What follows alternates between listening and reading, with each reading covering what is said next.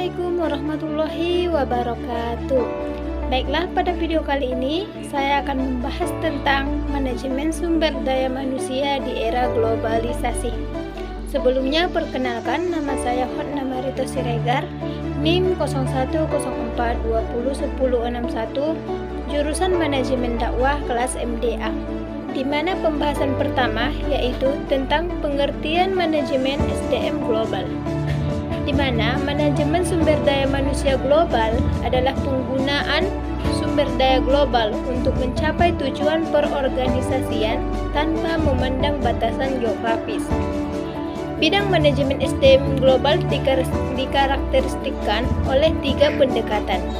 Yang pertama yaitu manajemen SDM global menekankan manajemen lintas budaya, yaitu melihat perilaku manusia dalam organisasi dari perspektif internasional.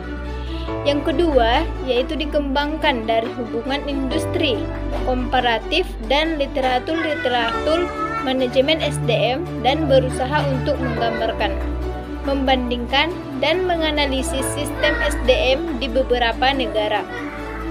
Yang ketiga yaitu berusaha untuk memberikan fokus pada aspek manajemen SDM di perusahaan-perusahaan multinasional.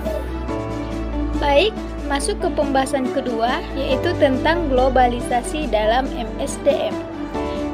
Sumber daya manusia atau SDM merupakan salah satu faktor kunci dalam persaingan global, yaitu bagaimana menciptakan SDM yang berkualitas dan memiliki keterampilan serta berdaya saing tinggi. Dalam persaingan global yang selama ini sering diabaikan, globalisasi yang sudah pasti dihadapi oleh bangsa Indonesia menuntun adanya efisiensi dan daya saing dalam dunia usaha. Dalam globalisasi yang menyangkut hubungan intraregional dan internasional, akan terjadi persaingan antar negara. Globalisasi manajemen sumber daya adalah proses kesetaraan dan penyiapan tenaga kerja yang dapat bersaing dengan ukuran global serta dapat dijadikan sebagai standar sumber daya manusia. Faktor yang mempengaruhi globalisasi manajemen sumber daya manusia adalah politik, hukum, ekonomi, dan kebudayaan. Yang ketiga yaitu langkah melakukan globalisasi. Untuk memulai kegiatan global, ada beberapa langkah yang dianjurkan untuk mengambil 4 langkah tersebut. Yang pertama yaitu mengamati situasi global. Yang kedua yaitu membina hubungan dengan perguruan tinggi. Yang ketiga, meningkatkan ketampakan global perusahaan. Dan yang keempat, menyelenggarakan proyek kerjasama.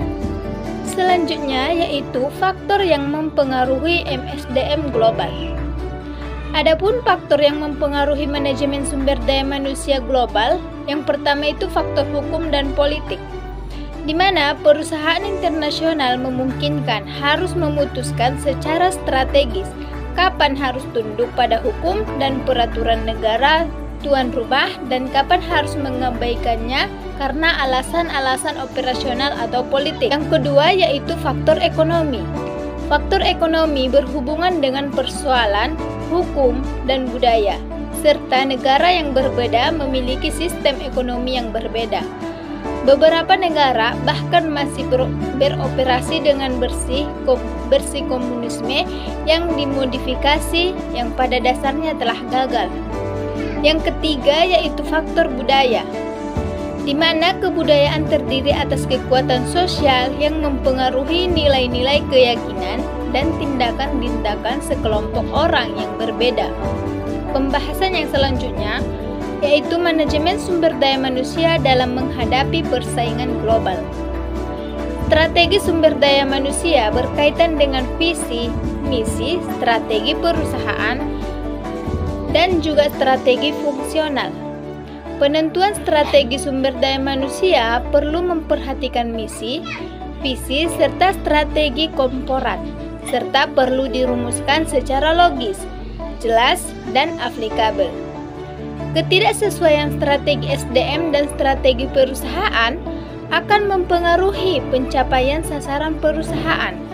Salah kunci yang sangat penting meraih keuntungan kompetitif adalah melalui pengelolaan sumber daya manusia secara efektif. Nah, dari pembahasan yang sudah dibahas, adapun kesimpulannya, manajemen SDM adalah pencapaian tujuan atau organisasi yang sudah ditentukan sebelumnya dengan menggunakan bantuan orang lain. Manajemen SDM pada suatu negara sangat penting guna untuk perkembangan tertentu sekaligus salah satu tambang dari tersusunnya perekonomian negara dengan berlakunya globalisasi yang sudah berjalan. Manajemen SDM global ini dipengaruhi oleh SDM internasional lebih luas, fungsi yang harus ditangani.